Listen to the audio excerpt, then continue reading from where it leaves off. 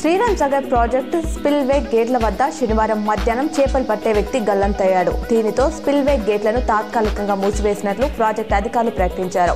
ఎగువ ప్రాంతాల నుంచి వస్తున్న భారీ వరద కారణంగా 6 గంటల తర్వాత ఏ టైంలోనైనా ప్రాజెక్టు స్పిల్వే వరద గేట్ల ద్వారా గోదావరి నదిలోకి వదలబోతున్నామన్నారు. దసరా పండగ రాష్ట్ర రోడ్డు రవాణా సంస్థకు భారీగా ఆదాయాన్ని తెచ్చిపెట్టింది. ప్రత్యేక బస్సులో ప్రయాణికుల నుంచి అధికంగా ఛార్జీలు వసూలు చేయడంతో ఆర్టీసీకి 110 కోట్ల రూపాయలు ఆదాయం వచ్చింది.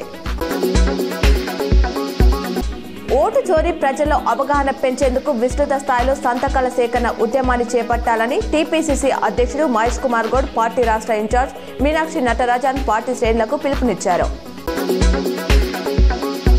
నిజామాబాద్ జిల్లా కేంద్రంలో ఇందిరమ్మ ఇళ్ల నిర్మాణాలను వేగవంతం చేయాలని కలెక్టర్ టి వినయ్ కృష్ణారెడ్డి అధికారులను ఆదేశించారు. శనివారం ఆయన జిల్లా కేంద్రంలోని దుబ్బా ప్రాంతంలో ఇందిరమ్మ ఇళ్ల నిర్మాణాలను క్షేత్రస్థాయిలో పరిశీలించారు.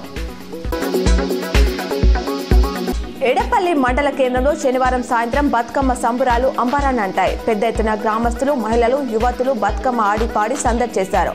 సుమారు 2 కిలోమీటర్ల మేర మహిళలు బతుకమ్మలతో దర్శనమిచ్చారు. ఉమ్మడి నిజామాబాద్ జిల్లాలో దుర్గామాత విగ్రహాల నిమజ్జన శోభయాత్ర భక్తి శ్రద్ధలతో నిర్వహించారు. పెద్ద ఎత్తున యువకులు, మహిళలు సాంప్రదాయ వస్త్రాలు ధరించి కోలాటం, దాండి ఆడుతూ అమ్మవారిని గంగమ్మ ఒడికి చేర్చారు. నిజామాబాద్ నగరంలోని పద్మశాలి సంఘం ఆధ్వర్యంలో మార్కండేయ మందిరం నుంచి నిర్వహించిన శోభయాత్ర ప్రత్యేక ఆకర్షణగా నిలిచింది. పెద్ద ఎత్తున కళాకారుల బృందం పాల్గొని అందరినీ ఆకట్టుకున్నారు.